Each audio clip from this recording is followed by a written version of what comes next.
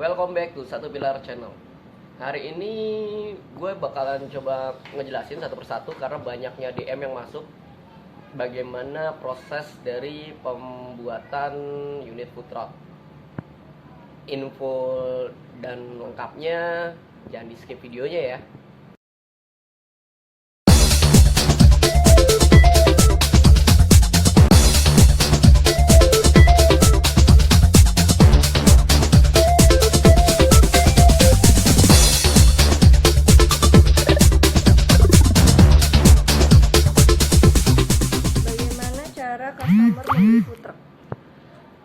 Membeli food truck itu sebetulnya sama dengan membeli unit-unit kendaraan pada umumnya, di mana ada new car dan juga ada used car. Pembelian secara cash ataupun secara kredit itu bisa sebetulnya. Kalau misalnya kredit si calon customer tinggal menyiapkan data-datanya untuk perorangan, jika untuk perusahaan datanya untuk perusahaan.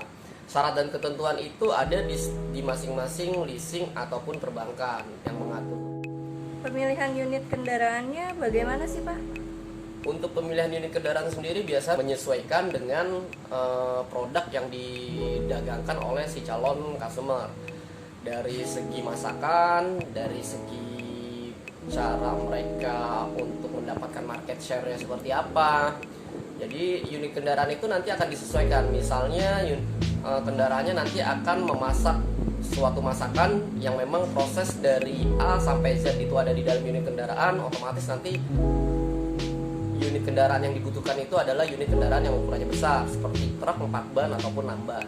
Bila mana hanya untuk menghangatkan suatu masakan yang sudah diproses dan diolah di base, hanya untuk butuh penghangatan itu bisa menggunakan mobil kecil. Berapa lama Pak proses pembuatan food trucknya? Untuk proses pembuatan food truck itu variatif, bisa dari waktu 2 pekan sampai dengan 60 hari, tergantung dari tingkat kesulitan dan tingkat modifikasi dari unit kendaraan itu. Bagaimana penentuan untuk durasi waktunya Pak? Untuk durasi waktu itu kita tidak bisa tentukan secara pasif ya, karena untuk menentukan durasi waktu itu waktu yang diperoleh 2 pekan ataupun 60 hari kerja itu tergantung dari tingkat kerumitan dari unit kendaraan itu sendiri. Unit kendaraan itu bisa jadi new car dan used car, di mana unit used car itu terkadang kan ada kerusakan-kerusakan di komponen bagian lain yang kita juga harus perbaiki. Ada beberapa item-item yang juga harus ditentukan. Terkadang pemilihan desain atau pemilihan penempatan itu yang menjadi tolak ukur waktu yang berjalan. Untuk konsep dan desainnya bagaimana pemilihannya Pak? Untuk konsep desainnya itu semua kan kembali lagi ke brand image dari suatu produk yang calon customer nanti jual. Biasanya dari pemilihan desain segi bodi, lalu desain interior nanti akan menyesuaikan. Itu pun juga ada masukan dari konsumen dan masukan dari kita, karena bedanya suatu food truck ini kan dimensinya itu terbatas. Jadi kita harus tentukan panjang, lebar, dan space mereka untuk bekerja. Berarti nanti ada untuk gambar desainnya ya Pak ya? Untuk gambar desainnya nanti ada dari desain eksterior, dari desain interior. Nanti kita akan bantu untuk menggambarkan dari desain mobil yang akan jadi seperti apa. Setidaknya customer punya tolak ukur, punya patokan unit kendaraannya akan jadi seperti ini. Project terakhir yang kita kerjakan yang sudah jadi dan sudah terkirim ke customer, saya coba kasih unjuk ke teman-teman bagaimana proses desainnya. Ini bisa dilihat. Ini untuk desain body. Untuk desain body, pemilihan desainnya dipilih oleh customer, tapi kita coba implementasikan untuk di unit kendaraannya nanti jadinya seperti apa. Desain bodinya. Siapkan untuk desain 3D-nya, 3D dari interiornya nanti akan jadi seperti apa. Ini menggunakan 3D. Memang tidak full secara utuh satu body, tapi setidaknya si konsumen akan tahu gambarannya, desainnya seperti apa dan bagaimana penempatannya. Karena dari unit food truck itu terkadang kan si konsumen ingin membawa barang sebanyak-banyaknya agar bisa menempatkan bahan mentahnya, terus menjadikan bahan itu menjadi matang, produknya menjadi matang dan siap untuk dipasarkan, untuk siap dikonsumsi. Jadi kita juga harus pertimbangkan antara space-nya itu nyaman nggak untuk si kokinya memasak di dalam.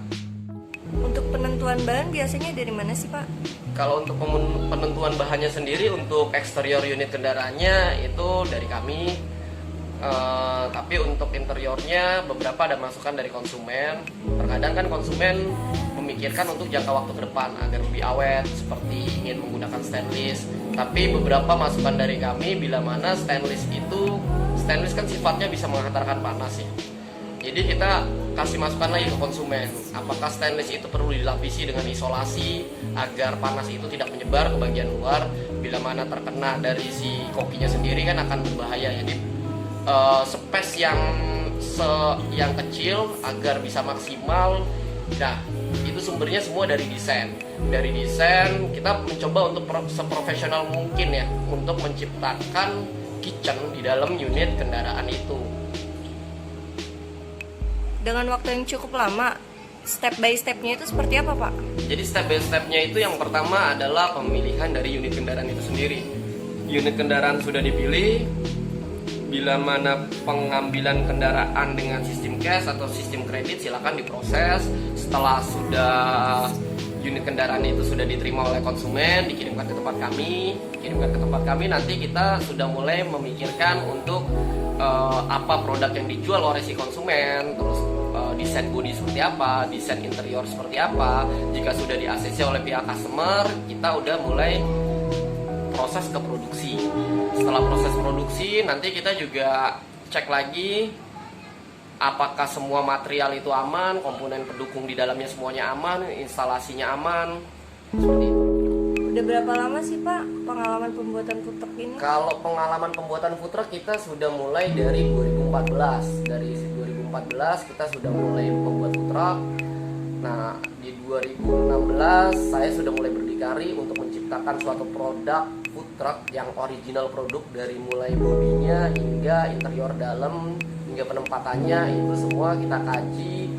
Perbaikan sudah mulai kita terapkan. Sudah hampir dari dimulainya dibuatnya video ini kurang lebih 6 tahun ya kita membuat food truck ini. Untuk harapan Bapak ke depannya nih, food truck mau jadi seperti apa Pak?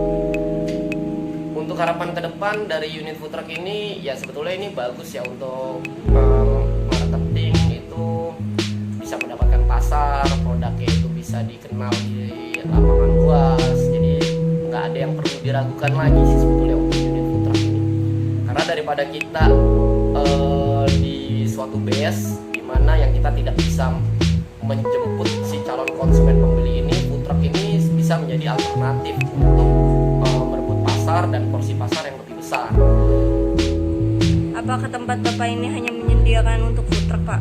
Di awal berdirinya kami di 2014 hingga 2016 kami hanya fokus ke food truck. Karena pada saat itu memang 4 tahun ke belakang yang sebelumnya itu food truck itu lagi booming-boomingnya ya, bisnis food truck itu. Nah, tapi di akhir-akhir ini kita juga sudah menyesuaikan dengan yang lain-lainnya seperti kendaraan khusus atau biasa disebut Transus, dan juga ambulans, ada kendaraan-kendaraan yang bersifat komersial. Apa yang membuat konsumen mempercayakan kendaraan di tempat Bapak? Hal yang pertama, kita sudah berdiri seperti yang saya sebutkan sebelumnya sudah 4 tahun. Lalu kita juga berusaha untuk profesional, di mana setiap unit kendaraan yang kita bangun nanti kita desain sesuai dengan harapan si konsumen, nanti jadinya unit kendaraannya itu seperti apa. Dan kita memberikan desainnya juga bukan dalam bentuk 2D ya atau 2 dimensi. Kita memberikan gambaran desainnya itu 3D, 3 dimensi. Jadi si konsumen bisa lebih melihat detail unitnya nanti yang akan selesai itu jadinya seperti apa. Dan desain itu kita selalu berikan free ke konsumen dengan catatan dan ketentuan yang berlaku. Berapa sih Pak kira-kira untuk membuat food truck ini? Untuk membuat satu unit food truck ini range-nya di angka 50 hingga 500 jutaan. Itu di luar unit kendaraan itu sendiri, karena kita tidak menjual sasis ya. Yang kita jual itu adalah seri. Kalau untuk membuat food truck sendiri